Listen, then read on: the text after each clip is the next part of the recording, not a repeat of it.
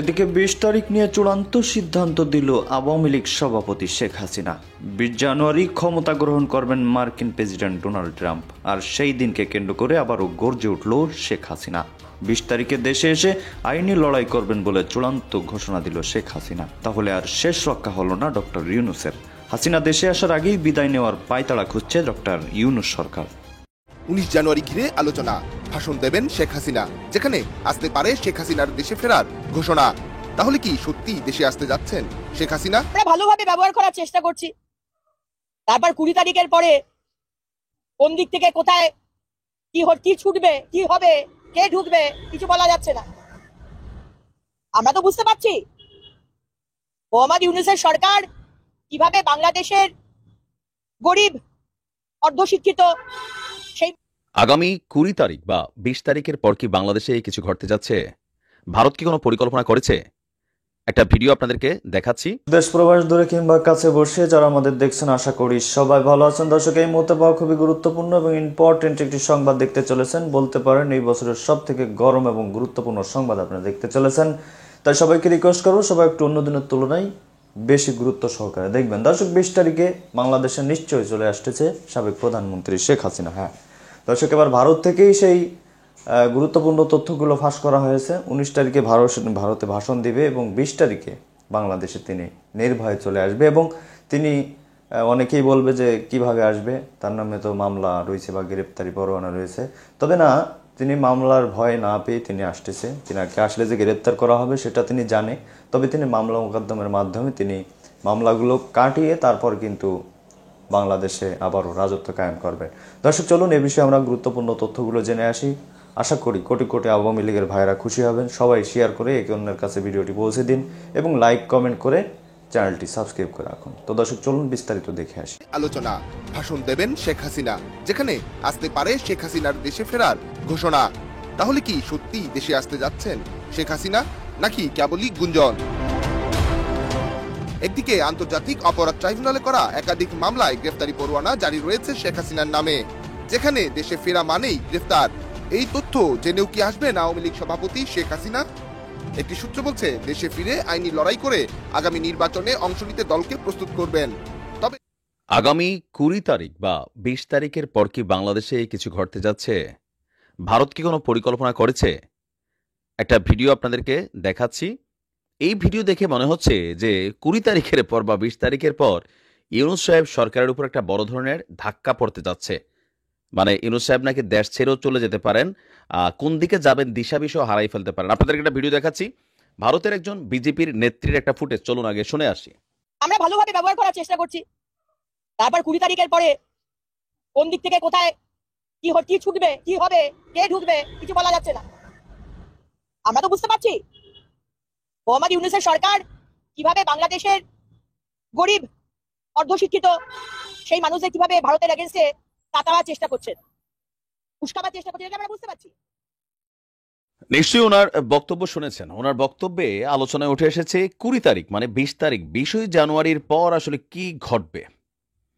তার এই বক্তব্যটা অনেক লম্বা চূড়া। এই বক্তব্যটা শোনার পর এটা তো স্পষ্ট যে ভারতের সাথে এই মুহূর্তে বাংলাদেশের সীমান্ত থেকে শুরু করে সরকার টু সরকার যেই সম্পর্কের অবনতি, বিজেপি নেত্রীর এই কথার মধ্যে এটা স্পষ্ট। বিজেপি নেত্রী মনে করছে বা ভারত মনে করছে এই ইউনূস সরকার বেসিক্যালি মৌলবাদীদের দ্বারা পরিচালিত হয়। ইভেন এখানে জামাত দ্বারাই এই সরকারটা পরিচালিত হচ্ছে।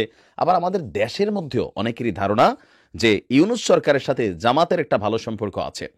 বিজেপি নেত্রীর এই বক্তব্যের মূল কারণটা হচ্ছে যে এই মুহূর্তে বাংলাদেশে ভারত বিদ্বেষ যে সেন্টিমেন্টটা আছে সরকারের মধ্যে বা জনগণের মধ্যে ছড়িয়ে গেছে, এটাকে ছড়াই দিচ্ছে একটা গোষ্ঠী। আর এই গোষ্ঠীর কারণেই ডক্টর মোহাম্মদ ইউনূস তিনি ভারতের সাথে সুসম্পর্ক বজায়ে ভয় পাচ্ছেন।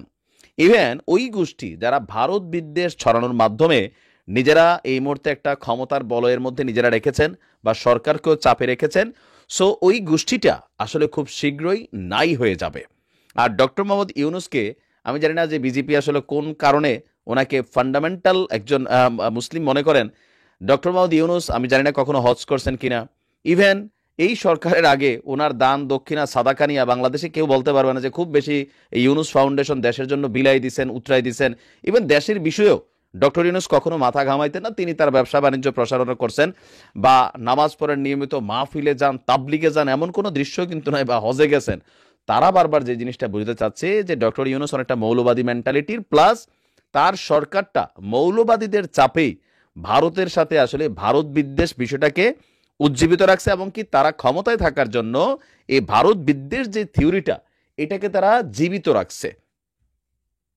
ইভেন আগামী 20 তারিখের পর কি ছুটে যাবে, ভারতেরও যে বিজেপির আরেক বিধায়ক আছেন শুভেন্দু, বলছে 4-5টা ড্রোন নাকি মারলেই চলবে, বাংলাদেশ কাইফা যাবে, এদের কাছে এমন ড্রোন আছে। তারপর বলা হচ্ছে যে মার্চের আগে শেখ হাসিনাকে বাংলাদেশে প্রবেশ করানো হবে, তিনি বাংলাদেশে ফিরে আসবেন। নানান ধরনের বক্তব্য বিজেপির মাধ্যমে প্রতিনিয়ত মিডিয়ার সামনে আসছে।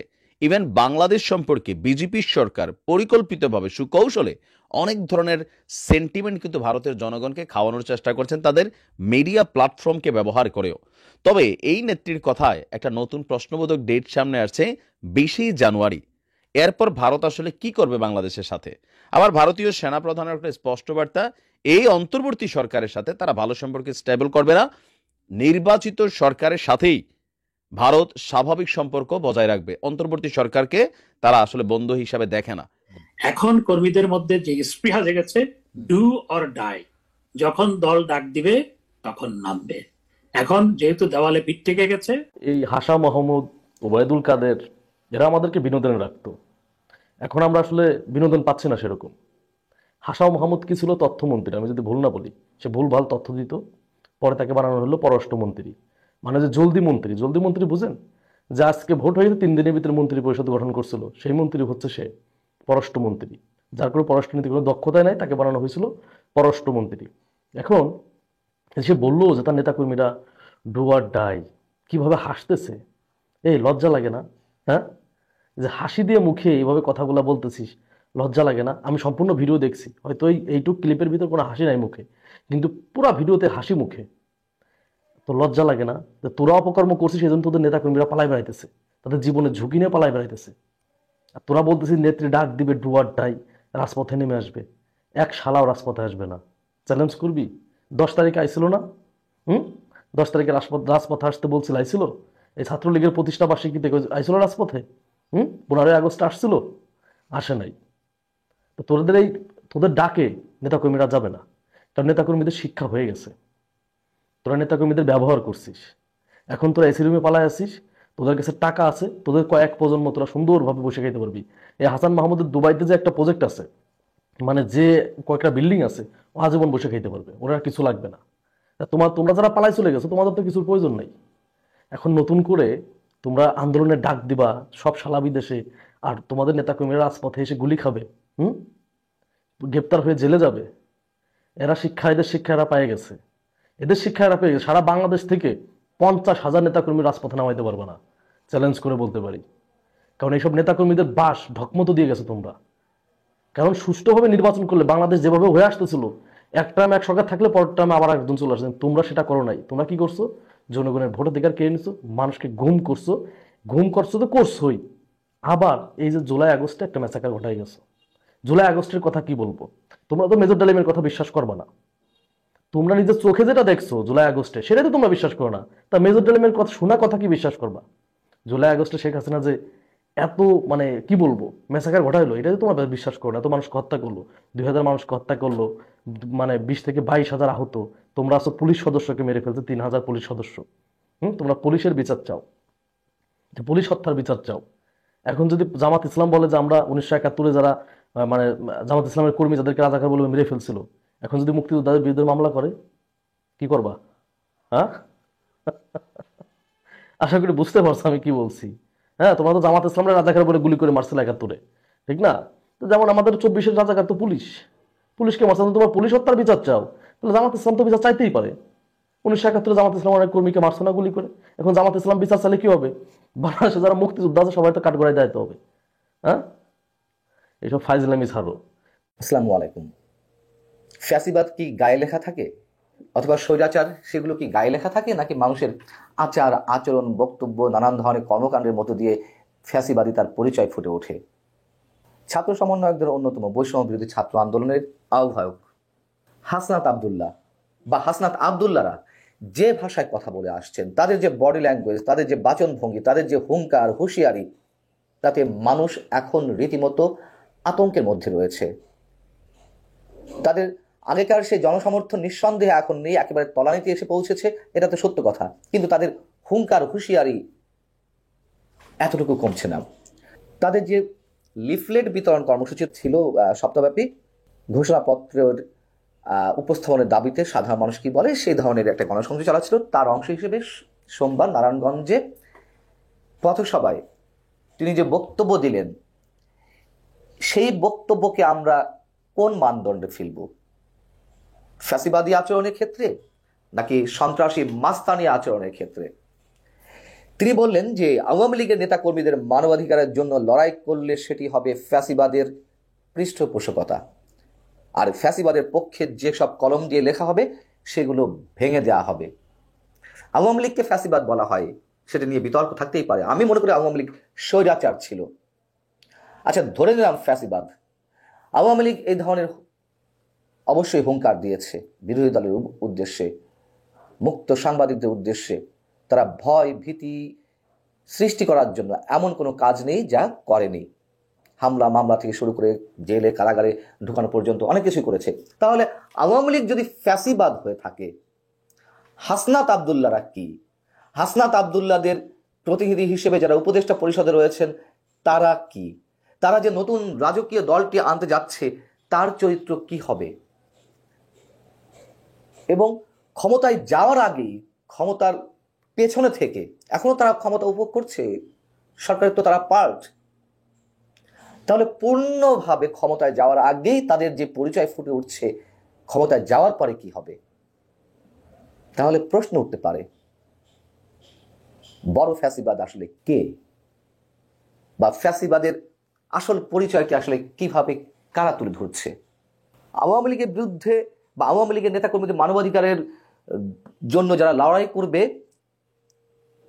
তাদেরকে ফ্যাসিবাদের পৃষ্ঠপোষকতা হিসেবে উল্লেখ করা হবে এবং তাদের হাত ভেঙে দেওয়া হবে। আওয়ামী লীগের যে 30, 35, 40% ভোট রয়েছে, ভোটার রয়েছেন, এই যে অসংখ্য মানুষ, 18 কোটি মানুষের নিশ্চয়ই তাহলে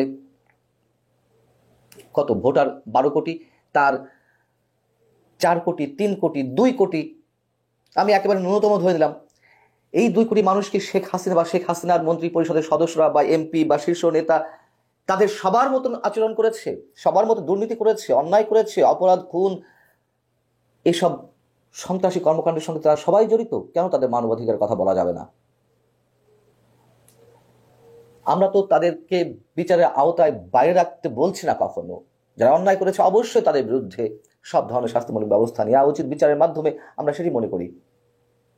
আচ্ছা, ধরুন তো 5 আগস্টের আগে, 2 আগস্ট অথবা 3রা আগস্টের দিকে যখন জামাতকে নির্বাহী আদেশে নিষিদ্ধ করা হলো, তখন তো আমরা প্রতিবাদ করেছিলাম। জামাতকে নিষিদ্ধ করলে অন্য সময় করতে পারত আদালতের বিচারের মাধ্যমে। তো দর্শক, দেখলেন খুব গুরুত্বপূর্ণ প্রতিবেদন। এতক্ষণ আমাদের সাথে থাকার জন্য সবাইকে ধন্যবাদ জানাচ্ছি। পাশাপাশি ধন্যবাদ জানাই আজকের আমাদের আলোচক বৃন্দদের। দর্শক, দেখছিলেন খুবই গুরুত্বপূর্ণ তথ্যপত্র যে শেখ হাসিনা বাংলাদেশে আসার যে ঝোঁকটা নিয়েছে আবারও 20 তারিখ দিনটিকে কেন্দ্র করে সারা বিশ্ব কিন্তু বাংলাদেশের দিকে তাকিয়ে আছে। আর 20 তারিখ সব থেকে বেশি আলোচিত কারণ হলো মার্কিন প্রেসিডেন্ট নবনির্বাচিত ডোনাল্ড ট্রাম্প, তিনি কিন্তু ক্ষমতা গ্রহণ করবেন সেই দিন, এবং ক্ষমতা গ্রহণ করলে কিন্তু আওয়ামী লীগের জন্য বড় একটি সুখবর হতে পারে। সেই জন্যই কিন্তু এই দিনটি এত তোড়জোড় সৃষ্টি হচ্ছে। তো দর্শক, এই বিষয়ে আপনাদের মতামত দিবেন। ভালো থাকুন, সুস্থ থাকুন। পরবর্তী আপডেট পেতে আমাদের চ্যানেলটি সাবস্ক্রাইব করে রাখুন। ধন্যবাদ।